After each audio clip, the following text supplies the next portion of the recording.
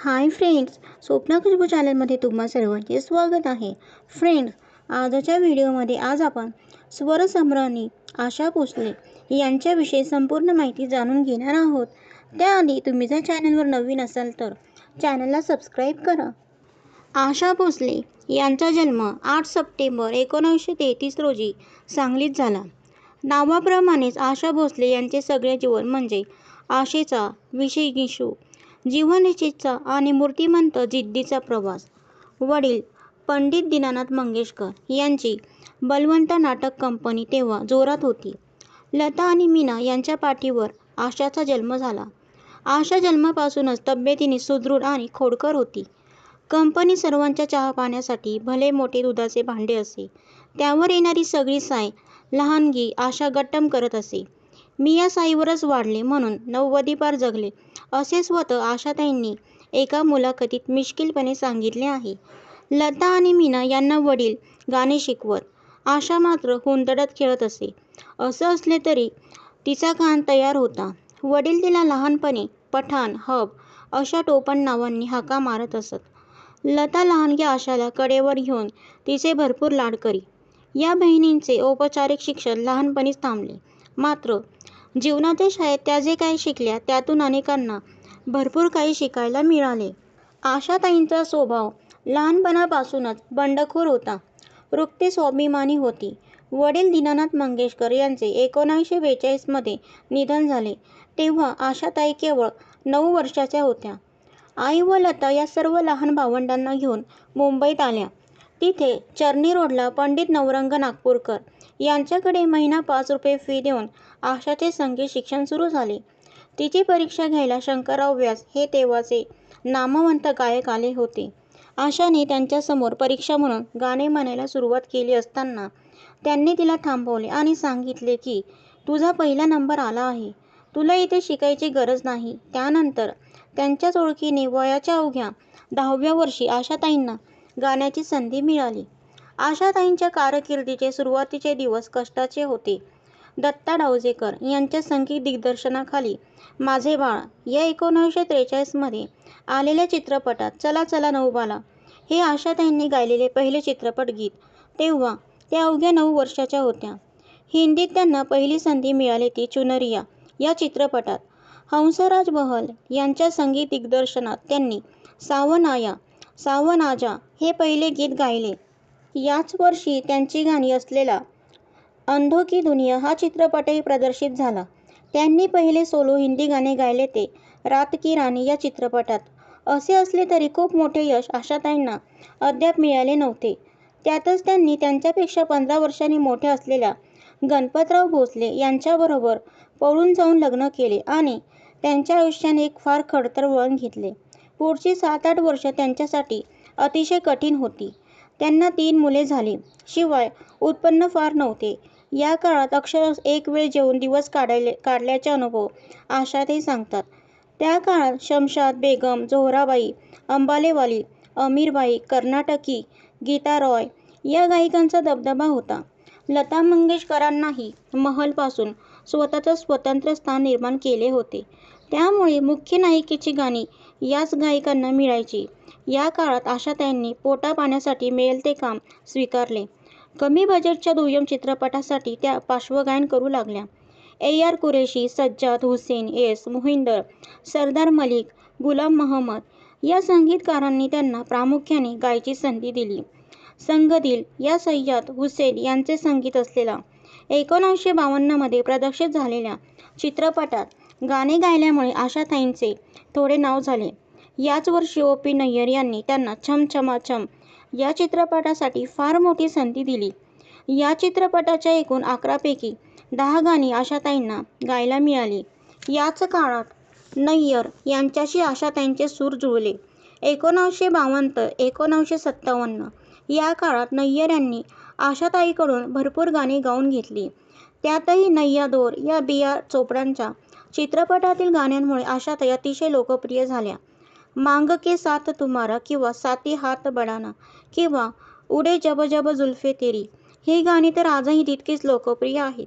मुख्य नायिकेची सर्वच्या सर्व गाणी आशाताईंनी पहिल्यांदा या चित्रपटासाठी गायली. ओ.पी. नय्यर यांचा आशाताईंच्या कारकिर्दीत आणि यशात फार मोठा वाटा आहे. यापुढेही जवळपास 10 वर्ष नय्यर आशा जोडीने अनेक लोकप्रिय गीते दिली.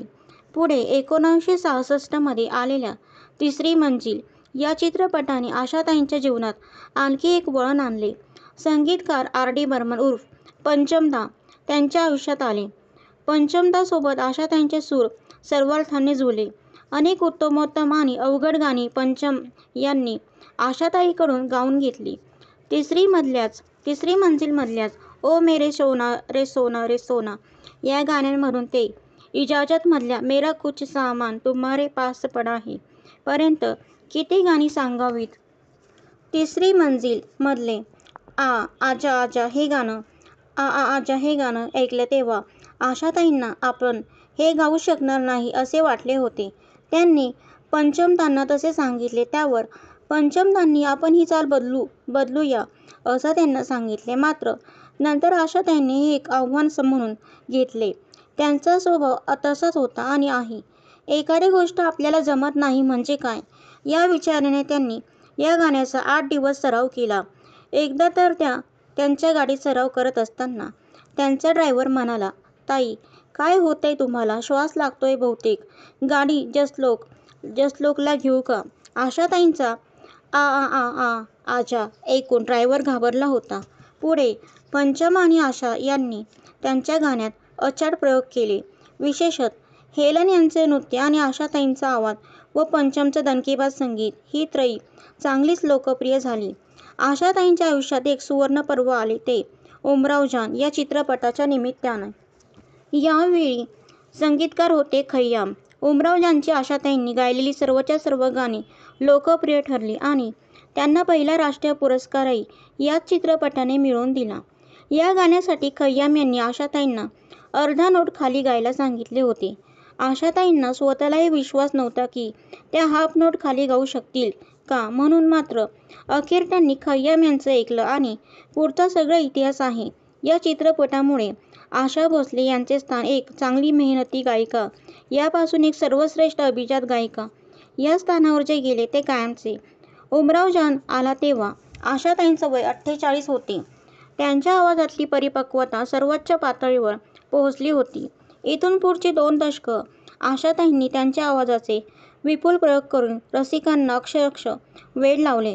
उमराव जान नंतर 5च वर्षात आला तो गुलजार यांचा इजाजत या चित्रपटातील मेरा कुछ सामान आणि कतरा कतरा मिलती है या 2 गाण्यांनी आशा पंचम यांची जादू परत एकदा अनुभवता आली.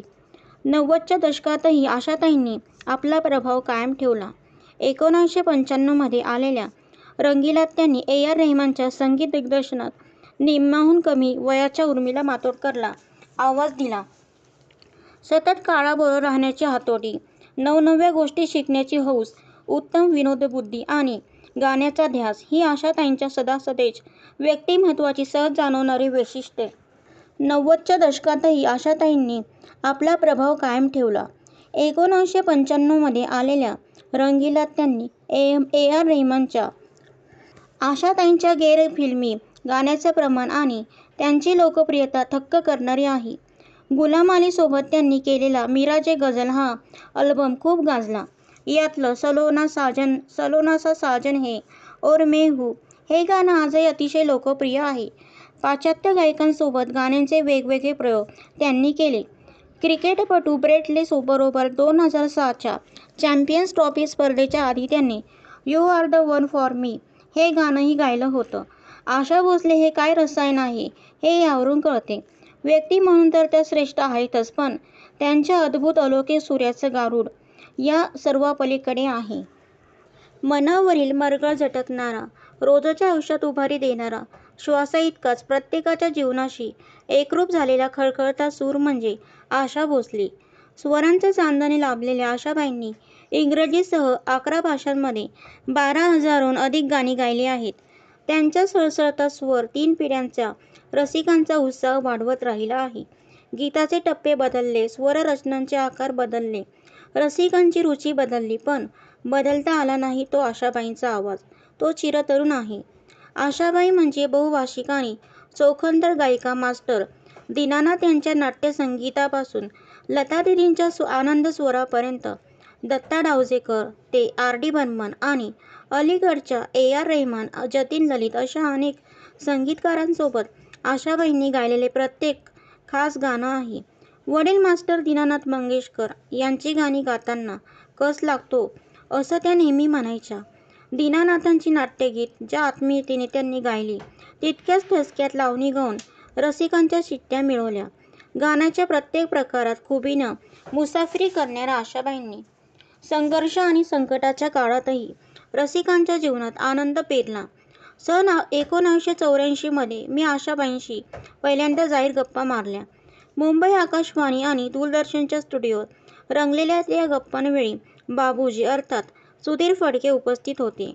या पहिल्या गप्पांनंतर आशाबाईंबरोबर अनेक कार्यक्रमात सहभागी होण्याची संधी मला मिळाली.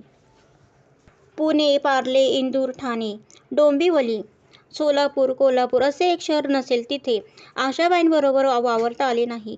जाहीर कार्यक्रमामध्ये 20 वेळा त्यांची मुलाखत घेण्याची संधी मला मिळाली. हा माझा बहुमान होता. न्यू इंग्लिश स्कूल रमणबागेत मी त्यांची मुलाखत घेत असताना अचानक मुसळधार पावसाला सुरुवात झाली. अभिनेता नाना पाटेकर यांनी आशाबाईंच्या डोक्यावर छत्री धरली आणि ती मुलाखत रंगत गेल्याची आठवण माझ्यासह अनेक पुणेकरांच्या स्मरणात आहे.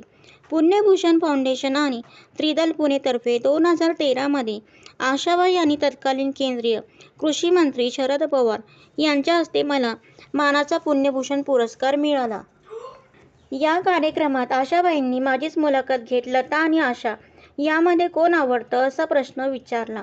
लता दीदींविषयी आदर आहे आणि आशाताईंविषयी आदरयुक्त जिव्हाळा आहे असं उत्तर मी तेव्हा दिले होते. सन होजे इथे माधुरी दीक्षितसोबत तर ठाण्यात उर्मिला मातोंडकरसोबत आशाताई अशा गप्पा मला खुलवता आल्या. आशाताईंचा प्रत्येक कार्यक्रम वेगळा असे याचे कारण त्यांचं प्रफुल्ल व्यक्तिमत्व, गाणं, गायकी, परंपरा, वेगवेगळ्या काळातील स्पर्धेत स्वतःचं स्थान अढळ ठेवण्याची जिद्द आणि हे करीत असताना मिश्कील भाव हा अनोखा गुणसंचय आशाबाईंकडे होता. तर फ्रेंड अशा सूरसम्रानीला माझा मानाचा मुजरा.